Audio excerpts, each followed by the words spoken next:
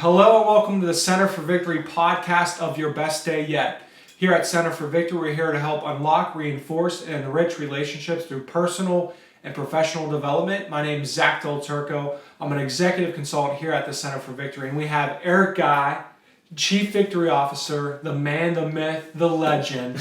And in January, we're talking all about leadership. Yep. Our whole month, our topic is leadership. And last time we talked about what's the definition of leadership? What are the qualities? Can someone be a leader? And today I want to talk to you about what are some of the ways that you can improve as a leader. Okay. Yeah. When we take a look at how we can improve, and again, I think it just comes back to most people might have a title or a position of a leader, but they're really not a leader. Mm-hmm. And most people, the really good leaders just continue their education constantly. I mean, I have a guy that's in a group of mine that I've known for years, and he has an amazing business. What he's done with his company, and all those people in that group are amazing. But him specifically, I just look back at his career. He's been with the same company for 30 plus years, but he's in those groups, and whenever we have a speaker or whenever any of us are talking, man, he's just diligently taking notes that he goes back and reads and keeps track of everything, and it's just so amazing. And I think that some of the other things that you can do to improve as a leader, take responsibility. I mean, I can't stress that enough. Get to know yourself. All right, be authentic to that, but take responsibility for what you have, for your gifts, and take responsibility for what's going on around you. You can't. I don't think you can be a leader and be reactive, but you probably end up being just a manager at best. But great leaders take responsibility for everything going around them. Get around other great leaders. I mean, the best way to do that, and you and I talk about this all the time, and just looking and seeing who's at your table. I mean, there's other people that are leaders that are, I want to, I didn't make this up, but I do want to be the dumbest one in the room, right? And if you are, then that means people are pulling you up. There's only one way you can go. Yeah. And the thing that I've done, especially the past decade, is get good mentors and coaches. Mm-hmm. I mean, I have one that's really been there for the past decade for me, and he's close to 30 years my senior, and the guy's like a rock to me. I mean, mm-hmm. and we go back and forth, and we have a great relationship, a fun relationship. I'm laughing because he sent me an email today, and he can be so serious but so funny at the same time. Yeah. And I love having that relationship, being able to have fun, but I know he's going to hold me accountable, so I got to show up. And then, the last thing I would say there is really take time to invest in yourself, and that's what I've done. I mean, that group isn't necessarily cheap to be part of, but it's a great investment in my future. My wife and I, 10 years ago, sat down, talked about it, and said, hey, look, this is the next step for me. Mm-hmm. And, we weighed out the economic value.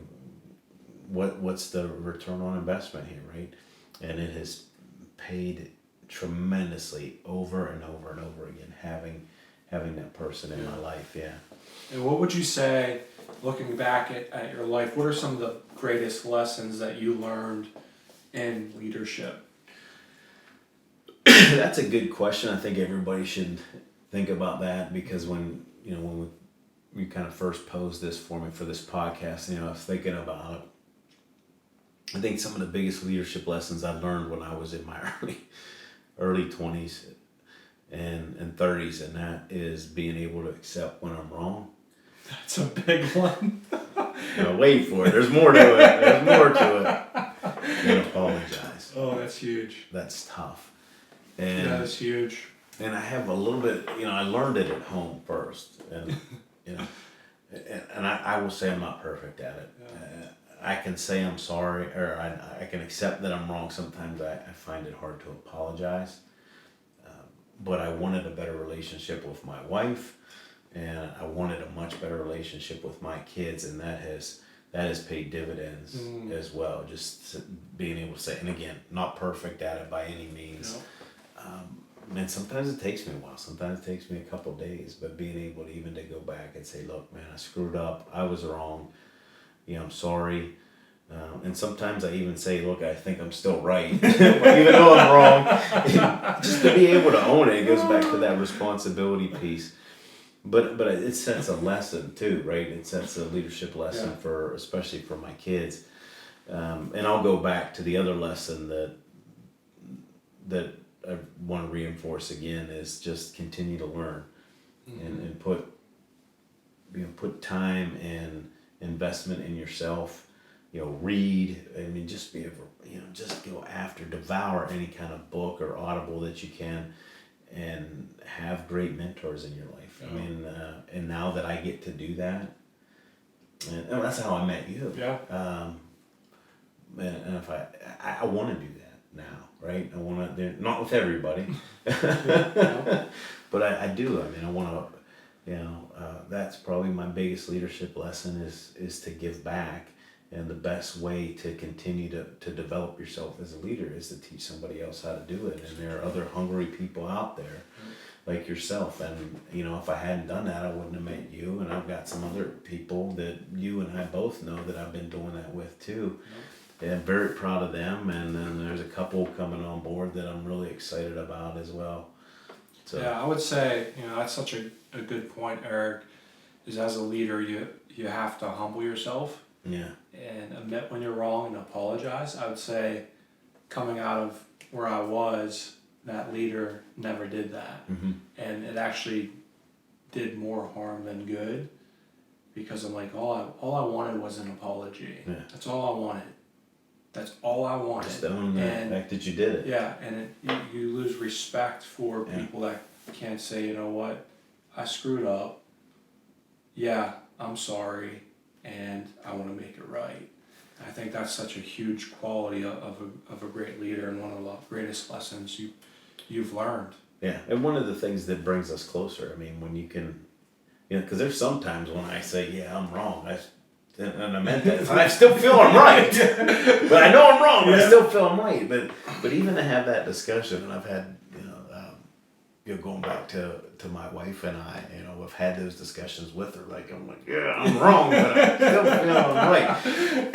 and she knows who I am, right? And but being able to hear those words, I'm sorry, goes a long way. But if they come and they're genuine, it does bring us closer. Yeah, right? And I know for me, to that point, just like that was the biggest pain of my last season, painful kind of experience is when a leader can't say sorry. Or her, whoever that might be. And I know for me, instead of saying, why me? I said, well, what can I do about this? And I actually sat down with a lot of the people that I used to lead, and I said, hey, if there's anything that I ever did to hurt you, to insult you, I want you to hear it out of my mouth. I'm sorry. And it took time out of my schedule, but that has impacted me the most, because someone couldn't take the time to say they're sorry. I said, you know what, how can I pay this forward to say, there's probably people that I've insulted, I hurt, that I did things out of maybe anger or out of being blind. I just went back to say, you know what, I'm sorry. So I think that's a great leadership lesson. I want to finish this last section off asking you about, how has your leadership group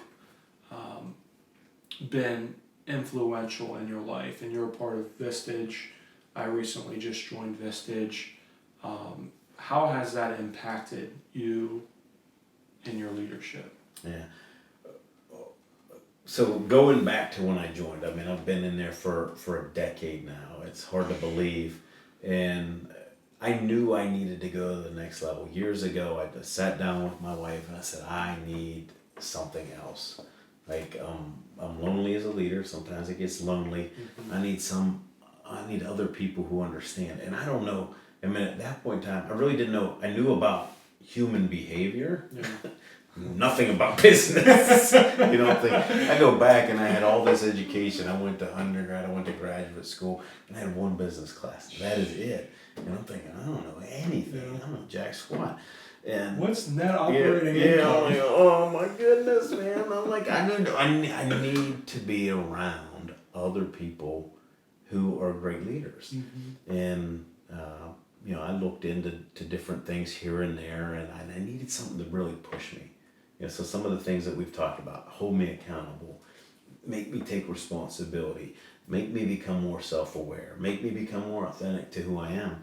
And I found that in Vistage, and then, Vistage doesn't give us any money for saying that, but it's free membership would be great. But we've got some good friendships out of that as well. I mean, we know a lot of but what Vistage is it's just a CEO advisory group.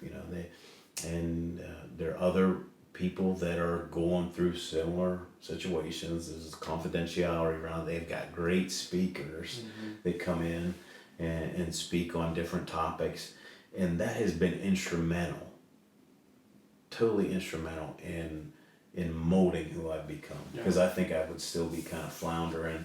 I'd probably be doing okay, but I wouldn't have structure in place. I wouldn't have process in place. I wouldn't be holding myself responsible. Because what happens is, we meet with all those folks every month, and they're just in different sectors, and it's just, they've been through it. I got in my, mid-30s, I'm thinking, man, I kind of went in and was nervous because it's all these people that have other companies, and it's just like, whew, man, you kind of put them on a pedestal, but then you learn they've just gone through it. Yeah. Like most of, when I first joined, most of them were 20 years older than me, and I'm thinking, why would they even want me in this group? And once I got over that, I could see, man, they like helping because they've gone through that issue before. So as soon as an issue would come up, and I would say, hey, look, I'm going through this. This is what's going on. Oh, really? No big deal. I'm thinking, really? You don't have to worry about it? They get, oh, wow, this is what you've gone through.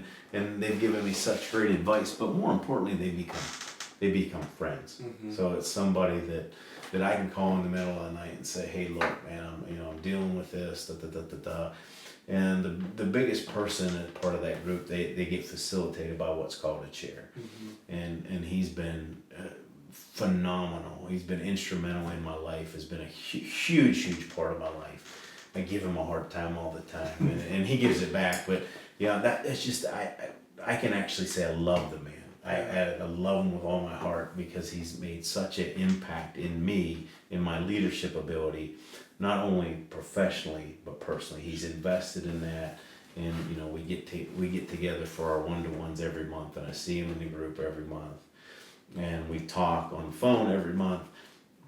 But if I could say anything to anybody, to any leader, if you want that, get into a good group that's going to hold you accountable, it's going to make you take responsibility, and has somebody great there that's facilitating that group, that knows what they're talking about, that's going to put time and effort into you. Shout out to Dick Singer. That's right. Follow him, handle the legend Dick Singer. He's on all social media. I love him. So I'm going to finish off with this quote by Michael Hyatt. He says this: the most powerful way that anybody can lead is by example. That is so good. And one of my greatest leaders, he said something similar to that: lead by example. So thank you guys so much for staying tuned. This whole month in January, we're talking about leadership. Everything rises and falls on leadership. Let us know what your thoughts are on what a great leader looks like. Leave a comment in the comment section below. Also hit that bell for when we post new videos. You can also reach out to us on all social media. You can also visit our website at centerforvictory.com. And we want to leave you with this quote, and it says, wherever you're at, whatever you're doing, make this your best day yet. Have a great one.